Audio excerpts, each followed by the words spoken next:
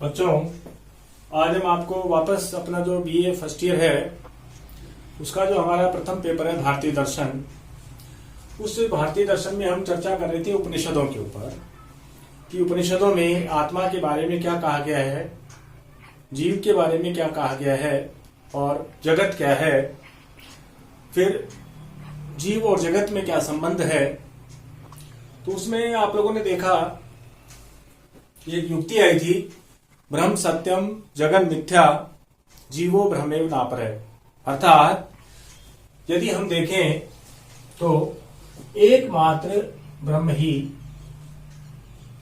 एकमात्र सत्य है, एकमात्र सत्य रियल है और जगत क्या है, जगत मिथ्या है, मिथ्या है ना।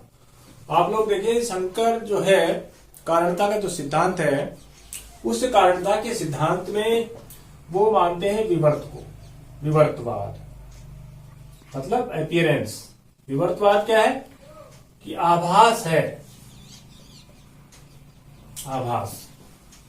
तो जगत भी क्या है, एक आभास है कि रात के अंधेरे में जो रस्सी हम देखते हैं खिड़की पर, वो रस्सी किस रूप में दिखाई देती है, सर्प के रूप में, सांप के रूप में। सर्प के रूप में वो रस्सी का क्या होता है, अपीयरेंस होता है, आभास होता है। वास्तव में क्या है, वो रस्सी है। ऐसे ही यदि हम जगत के ऊपर चर्चा करें तो ब्रह्म जो है वो सत्य है, रियल है, और जगत क्या है, ये आभास है, अपीयरेंस। और रस्सी जो है आभास, जैसे सर्प ज्ञान। रस्सी में जो सर्प का जो ज्ञान है वो कब तक सत्य है, जब तक आपको आपकी आंखों को उस चीज को देखने की पूरी रोशनी नहीं है, आपकी इंद्रियां, आपके चक्षु पूरी तरह से चेतन नहीं है। जो ही आप चेतन अवस्था में आते हैं तो आपका जो सर्प ज्ञान था, जो आभास था, वो मिट जाता है। ऐसे ही जब ब्रह्म के ऊपर अविद्या का आवरण पड़ता है, अविद्या या माया, ब्रह्म के ऊपर जब अविद्या या माया का आवरण पड़ता है, पर्दा पड़ता है, तो वो जगत के रूप में हमें दिखाई पड़ता है, जगत हमें सत्य दिखाई पड़ता है। ठीक है ना। और जगत वास्तव में क्या है, मिथ्या है, क्योंकि जगत नश्वर है, जगत त्रैकालिक नहीं है। जगत की सत्ता एक काल विशेष में रहती है, एक काल विशेष के उपरांत जगत समाप्त हो जाता है। लेकिन ब्रह्म क्या है, त्रैकालिक सत्ता, कि ब्रह्म की सत्ता तीनों कालों में, भूत में, वर्तमान में और भविष्य में, तीनों कालों में ब्रह्म की सत्ता विद्यमान रहती है। ब्रह्म की सत्ता कभी भी बाधित नहीं होती। त्रिकाला बाधितम सत, ब्रह्म क्या है, त्रिकाला बाधितम सत, कि ब्रह्म का तीनों ही कालों में जो है उसका, ब्रह्म की सत्ता का तीनों ही कालों में बाधित नहीं होती। ब्रह्म की सत्ता तीनों कालों में विद्यमान रहती है। ब्रह्म एकमात्र ऐसी सत्ता है जो सदा विद्यमान रहता है, यह जन्म और मरण से परे है, जगत का निर्माता है। इस जगत का निर्माता कौन है, ब्रह्म है, क्योंकि यह जो है देश और काल की सीमाओं से परे इसकी सत्ता है ब्रह्म की। ठीक है। अब बात आती है कि मोक्ष कैसे आया। देखिए कि जो जीव है, जीव मतलब आत्मा, कि आत्मा के ऊपर जब अविद्या का आवरण आता है तो आत्मा क्या हो जाती है, बंधनग्रस्त हो जाती है। ठीक है। आत्मा या जीव के ऊपर जब अविद्या का आवरण आ जाता है, अज्ञान आ जाता है, अविवेक आ जाता है, तो वह जीव बंधनग्रस्त हो जाता है। और फिर बात आती है कि इस बंधनग्रस्त जीव को किस प्रकार मोक्ष दिलाया जाए या किस प्रकार इसे मुक्ति दिलाई जाए। इस संदर्भ में फिर आता है उपनिषदों में मोक्ष संबंधी विचार। ठीक है ना। तो आप लोग ये देखेंगे कि उपनिषदों का मोक्ष विचार बड़ा ही जो है महत्वपूर्ण है, क्योंकि जब तक जीव को मुक्ति की प्राप्ति नहीं होगी तब तक वह ब्रह्म का ज्ञान प्राप्त नहीं कर पाएगा। ब्रह्म को जानने के लिए अविद्या या अज्ञान से मुक्ति जरूरी है।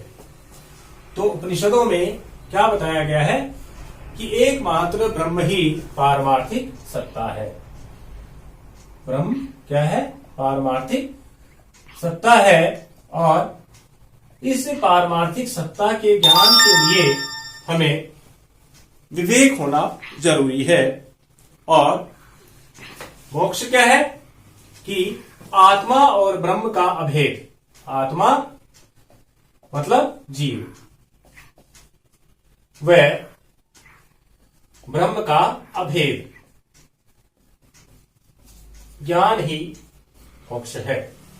कि जब जीव व ब्रह्म में अभेद का संबंध स्थापित हो जाएगा तो जीव जो है वो ब्रह्म का ज्ञान प्राप्त कर लेगा, और ब्रह्म का ज्ञान प्राप्त करते ही वो मोक्ष की अवस्था में आ जाता है। तो मोक्ष क्या है? आत्म साक्षात्कार। जीव का आत्म साक्षात्कार ही मोक्ष है। ठीक है। और उपनिषदों की यदि हम चर्चा करें तो उपनिषदों में जो मोक्ष मार्ग बताया गया है उसमें जो बताई गई है मार्ग में, एक है श्रवण, मनन, तीसरा है नीति ध्यासन। श्रवण, मनन, मेडिटेशन, नीति ध्यासन, प्रैक्टिस।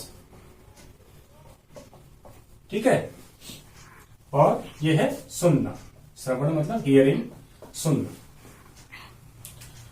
अर्थात जीव का आत्म साक्षात्कार ही मोक्ष है। और जीव को जब अपनी आत्मा का ज्ञान हो जाता है तो उसे अपने आप ही मुक्ति की प्राप्ति हो जाती है। तो मोक्ष क्या है? ब्रह्मविद ब्रह्मेव भवति, ब्रह्मेव भवति, यह है मोक्ष। कि ब्रह्म को जानने वाला स्वयं ब्रह्म हो जाता है। ब्रह्म को जानने वाला साधक स्वयं ही क्या हो जाता है? ब्रह्म हो जाता है। और ऐसा जब अनुभूति हो जाती है वह अनुभूति ही मोक्ष है। और इस मोक्ष मार्ग के जो 3 बिंदु हैं वो है श्रवण, मनन और नीति ध्यासन। कि उपनिषदों में आत्मा के साक्षात्कार के लिए जो उपदेश दिए गए हैं, आत्मा के ज्ञान के लिए, खुद के आत्म साक्षात्कार के लिए गुरु के मुख से उपदेशों को सुनना, श्रवण करना, ध्यान लगाकर उनको सुनना, फिर सुने गए उपदेशों का मनन करना, मेडिटेशन करना, उन पे ध्यान एकाग्रचित करना। फिर जो आपने उपदेश सुन लिए उन पे ध्यान भी लगा लिया, लेकिन यदि उनकी आपने प्रैक्टिस नहीं करी, नीति ध्यासन उनका नहीं किया, निरंतर अभ्यास नहीं किया गया गुरु के द्वारा बताए गए मार्ग का, तो फिर मोक्ष की इसलिए उपनिषदों में ये 3 मार्ग बड़े ही जो है महत्वपूर्ण बताए गए हैं कि गुरु के मुख से जो है मुक्ति मार्ग के उपदेशों का श्रवण करना, उनका मनन करना, उनका निधि ध्यासन करना। और जब हम इस प्रक्रिया को करेंगे तो मोक्ष की प्राप्ति जो है शीघ्र हो जाएगी। जीते जी जब हम जो बंधनकारी तत्व हैं आत्मा उनसे मुक्त। तो बच्चों हम देखें कि उपनिषद जो है इसमें जो मोक्ष है वो क्या है? ब्रह्म को जानना। और ब्रह्म को जानने का मतलब है कि अपनी आत्मा को जानना, अर्थात आत्म साक्षात्कार को ही मोक्ष कहा गया है। अब बात आती है कि ये मोक्ष क्या कहीं बाहर से प्राप्त किया गया है? तो आप लोग ये देखेंगे कि उपनिषदों में मोक्ष कोई नवीन वस्तु की प्राप्ति नहीं है कि मोक्ष कहीं बाहर था और आपने उसे अर्जित कर लिया। ये कहते हैं मोक्ष कोई नवीन वस्तु की प्राप्ति नहीं है, अपितु मोक्ष क्या है?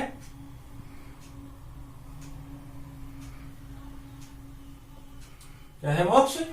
प्राप्तस्य प्राप्ति, कि आपके पास में वो पहले से है, लेकिन आप अज्ञान के कारण जीव जो है इस आत्म साक्षात्कार से दूर हो जाता है और इसकी तलाश में वह जीवन भर अंधकार में भटकता रहता है। और जब गुरु के पास जाता है और गुरु जब उसे ये मार्ग बताते हैं कि बंधन से किस प्रकार मुक्ति पाई जाए, तो वो कहते हैं कि ब्रह्म को जानो, अर्थात ब्रह्म को जान लेंगे तो हम अपनी स्वयं का साक्षात्कार कर लेंगे।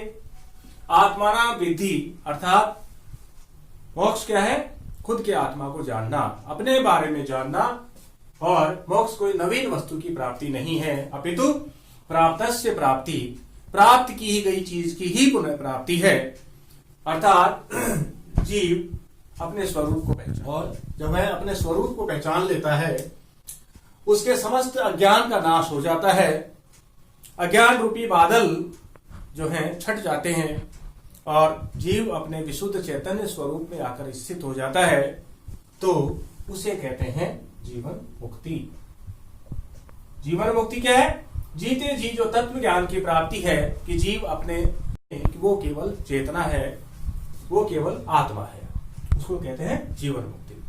और जीवन मुक्ति के बाद में जब जीव अपने प्रारब्ध कर्मों का फल भोग लेता है तो उसके बाद में उसे विधेय मुक्ति की प्राप्ति हो जाती है। ठीक है ना? कौन सी? विधेय मुक्ति।